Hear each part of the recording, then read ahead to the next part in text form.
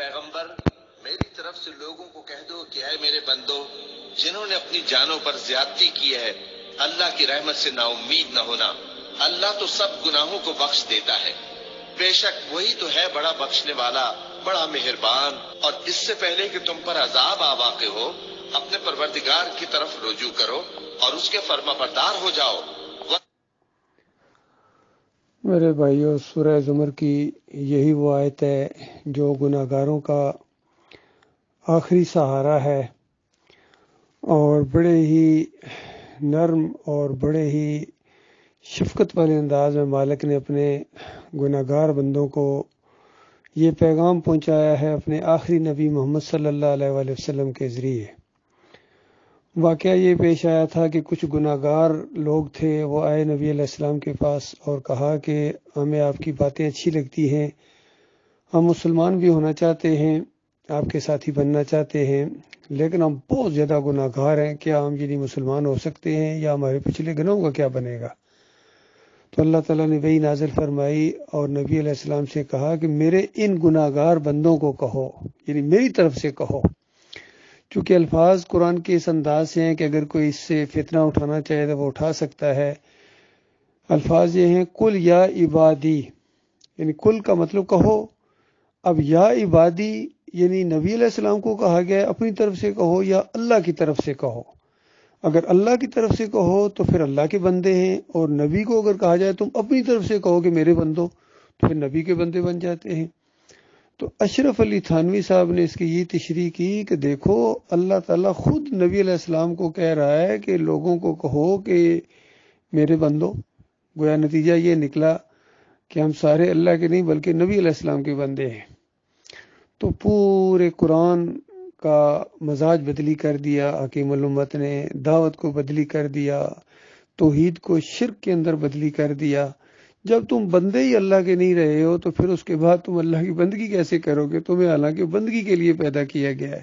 سارے انبیاء اللہ کے بندے ہیں، نبی علیہ السلام خود اللہ کے بندے ہیں، اور ہمیشہ اس پر نبی علیہ السلام زور دیا کرتے تھے کہ جب بھی مجھے یاد کرو عبدہ و رسولہ، میں اللہ کا عبد ہوں، میں بندہ ہوں اللہ کا اور اللہ کا رسول ہوں۔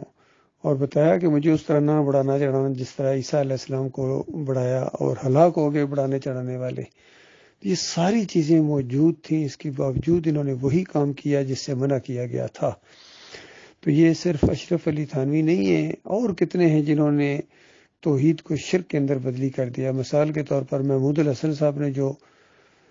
تفسیر لکھی اور اس کو پایا تکمیل تک پہنچایا شبیر احمد عثمانی نے، پہلے صفحے کے اوپر قرآن کا پہلا صفحہ سورہ فاتحہ، اور اس کے اندر اللہ کی حمد و ثنا کے بعد جو پہلی کڑاکے کی توحید کی آیت آتی ہے ایاک نعبد و ایاک نستعین، اس کو جو ہے انہوں نے شرک کے اندر بدلی کر دیا، اور کہتے ہیں کہ عبادت صرف اللہ ہی کی ہے، مدد صرف اللہ سے، لیکن اللہ کے جو مقبول بندے ہوتے ہیں، پیارے بندے، اگر ان کو مدد کے لیے پکارا جائے تو یہ بھی اللہ ہی کو ہے۔ تو اندازہ لگائیے کس طرح انہوں نے ظلم کیا ہے، زیادتی کی ہے۔ اور ظاہری بات ہے پھر اسی طرح اسی راستے پر لوگ چلے ہیں، ایاک نعبد و ایاک نستعین سے اپنی تقریریں شروع کرتے ہیں اور مزار کے اوپر جا کے سجدہ کر دیتے ہیں جا کے عمران خان صاحب کی طرح، اور سمجھتے ہیں کہ ہماری توحید ابھی باقی ہے، کلمہ ابھی باقی ہے، ایمان ابھی باقی ہے، ہم ابھی تک مسلمان ہی ہیں۔ تو اللہ کے بندو، یہ بہت بڑی زیادتی ہوئی ہے کہ قرآن سے جو شرک کی دشمن کتاب ہے، اور اس کی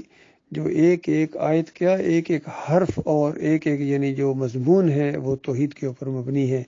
اور شرک کا رد ہے۔ لیکن افسوس ان مشرک مفسرین کے اوپر کہ انہوں نے اللہ کی توحید کو شرک کے اندر بدلی کر دیا۔ یہی کچھ توحید کی بنیاد کے اوپر اٹھنے والی جماعت کے یہ جو امیر نالائق امیر بنائے گئے، اور کچھ عرصہ تو ٹھیک چلے، لیکن 2017 کے اندر آ کے انہوں نے اللہ کے سجدے کو یوسف علیہ السلام کی طرف پھیر کے قرآن کا مذاق اڑایا اور قرآن کی توحید کو بدنام کیا انہوں نے۔ تو اس صف میں شامل ہو گئے جنہوں نے اللہ کی توحید کو شرک آلودہ کیا اور قرآن سے شرک ثابت کرنے کی کوشش کر رہے ہیں۔ اندازہ لگائیے، طاہر القادری اور طارق جمیل قرآن سے ثابت کر رہے ہیں کہ نبی علیہ السلام عالم الغیب ہیں، صدقہ واسطہ وسیلہ جائز ہے، اور دیوبندیوں کا سارا وہ جو لٹریچر ہے عقائد علماء دیوبند وہ یہی ثابت کر رہا ہے۔ قرآن کے خلاف ان کے عقیدے اور کہتے ہیں ہم قرآن کے مطابق ہیں۔ پھر اہل حدیث سماع موتا اندازہ لگائے، سماع موتا قرآن سے ثابت کر رہے ہیں، اندازہ لگائیے کس قدر یہ جری ہو گئے اور کس قدر اللہ کی آیات کی تحریف کے مرتکب ہوئے ہیں، اور آج مسلمانوں کی جو پوری دنیا میں درگت بنی ہوئی ہے وہ انہی کی وجہ سے، یقین کیجئے۔ تو یہ جو محمد حنیف صاحب تھے یا کہ یہ پیچھے رہنے والے تھے، انہوں نے بھی دعوت القرآن جیسی تفسیر کے اندر انہوں نے شرک کا انجیکشن دے دیا، سجدہ تعظیمی کا شرک لے کے آگے اس کے اندر۔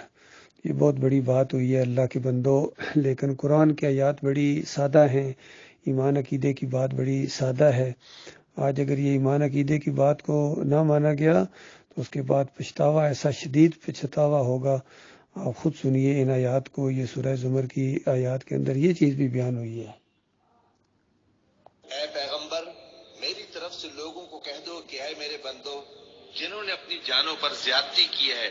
اللہ کی رحمت سے نا امید نہ ہونا۔ اللہ تو سب گناہوں کو بخش دیتا ہے،